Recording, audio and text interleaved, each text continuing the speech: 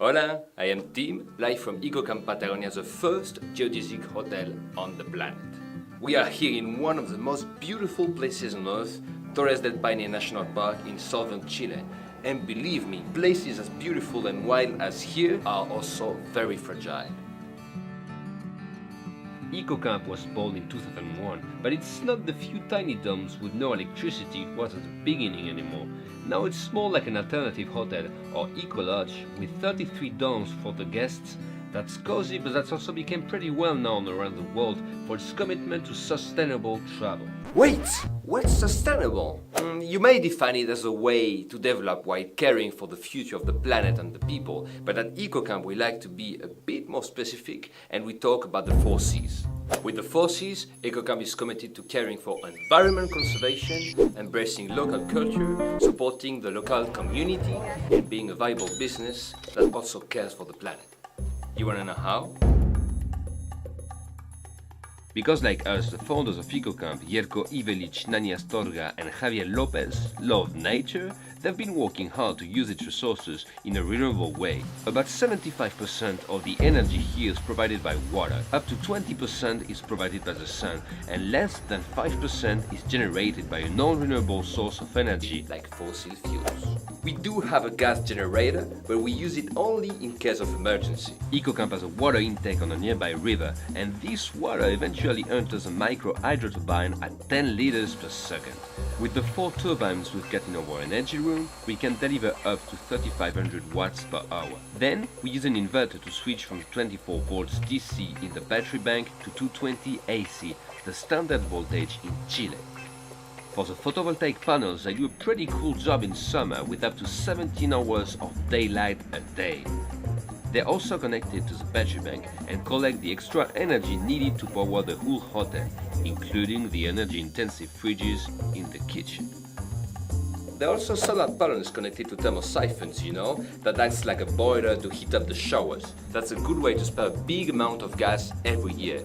Careful though, having a renewable source of energy doesn't mean we can live like kings. Hairdryers and electric water heaters are not allowed, and Patagonian winds are the best hairdryers anyway. As a matter of fact, using only one hairdryer would be equivalent to 75% of the energy available at EcoCamp. And we work hard to save energy. Domes are great for that because with their huge windows, they capture lots of natural light. In fact, domes are just great. You know why? No concrete was used to build them, so we can remove them without leaving any footprint. Actually, all of them were built on wooden platforms and they're connected by wooden walkways so we don't disrupt the local fauna and cause erosion. And they're green, which fits quite well in this insane landscape, don't you think? For insulation we use Visitar, basically a layer of polyester fibers. It maintains the heat pretty well even at night, but when it's cold outside, and believe me, it happens in the mountains. We heat the domes with wood fire like in the street domes and eventually propane gas like in the superior domes. I know this may not sound very eco-friendly, but we're improving and are currently working with pellet stoves in our community domes, which uses recycled wood and have a lower footprint. Nothing is sustainable without a careful use of water, and much more than energy, water here, one of the purest in the world, must remain as pure as possible when it flows through EcoCamp. And the main issue when it comes to water in national parks is the toilets. Here, it's Sweet and Superior domes, which have private bathroom, has its own composting toilet. Same thing in the shared bathroom used for the standard domes, where you'll find 6 composting chambers, not to mention the solar panels we use to ventilate them. The bacteria that processes the compost is mixed every day with wood chips.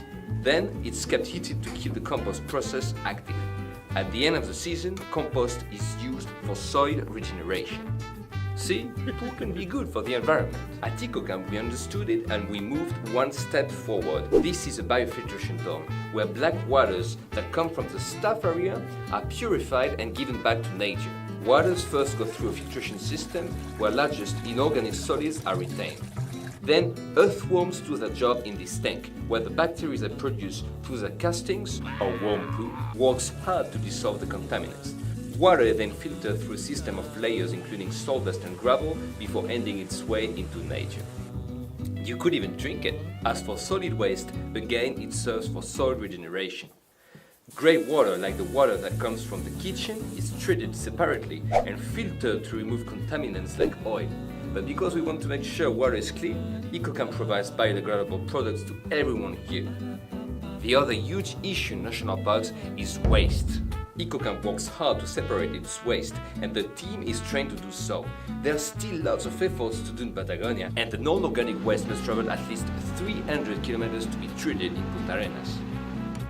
But we recycle whatever we can, from cardboard and plastics to glass and batteries. Organic waste is collected to produce compost that's used for the soil, and we want to use it to grow vegetables when our greenhouse is ready. Sustainable food is a very fun part of EcoCamp. Good news is that the cuisine staff has been working hard to give birth to a delicious Chilean fusion food. Same thing in the bar with unexpected Patagonian cocktails. Both our chef and mixologist use local products they simply find in the surroundings. But you can't always get what you want, especially in Patagonia, and that's a great opportunity to support the locals. In Puerto Natales, 2 hours away from EcoCamp, there are some passionate farmers who do a great job growing organic fruits and vegetables. EcoCamp supports a couple of family businesses working with delicious products, so you can't say your food is not fresh even if you're in the middle of nowhere. Actually, Puerto Natales is home to lots of families supported by EcoCamp, people who do the laundry service without using any dryer, meaning they're more eco-friendly, or sell us bread for the lunchbox, fish and meat for instance. But the commitment to community doesn't stop here. EcoCamp supports a nearby school while inviting local students so they can learn about the sustainability of the place. By the way, EcoCamp also invites children from a children's home every year so they can discover some new stuff in a place they always find very fun. Anything that's local is good, and for that reason, every month EcoCamp invites local handcrafters so that travelers can get to know their work and eventually buy their products. That's a way to enhance fair trade on a local scale, and we also sell local handicrafts in our gift shop door. The company also gets involved in bigger community projects. EcoCamp supports inclusive tourism and partnered with an organization called Wheel the World to allow disabled travelers to explore the trails of Torres del Paine National Park. The wheelchair is at EcoCamp and we want to use it as regularly as possible. EcoCamp also supports inclusive tourism for blind travelers, and that's only the beginning. Actually, we like to get involved with partners who have a cause we consider important. EcoCamp partners with Torres del Paine Legacy Fund, an organization that supports projects in the park like trail restoration or recycling. We have lots of people amongst our staff who regularly volunteer with them for the well-being of the park, and we propose travelers to donate. We also partner with AMA, an organization that aims to grow baby lenga trees to replant them after a couple of devastating fires. Because we believe acting together makes a much bigger impact. We want travelers to feel connected at EcoCamp. That's why we do not provide Wi-Fi and promote digital detox. That's a cool way to see how happy they are when they connect to each other and enjoy the beauty of the place. And we like to teach them some eco-tips, so hopefully they can have an impact when they go back home too. You see, EcoCamp works hard to reduce all its emissions, but we can't go to zero yet. And we know how global warming has a huge impact on Patagonia's climate and glaciers and jeopardizes the future of Torres del Paine. So we offset all the CO2 we generate, vehicles gas, propane for water heating and kitchens oven, even the CO2 we generate in our Santiago and Puerto Natales offices is calculated each year and offset. You can also help the planet by offsetting your own flight to Patagonia. I hope you learned something cool, and if you get questions, you know to ask.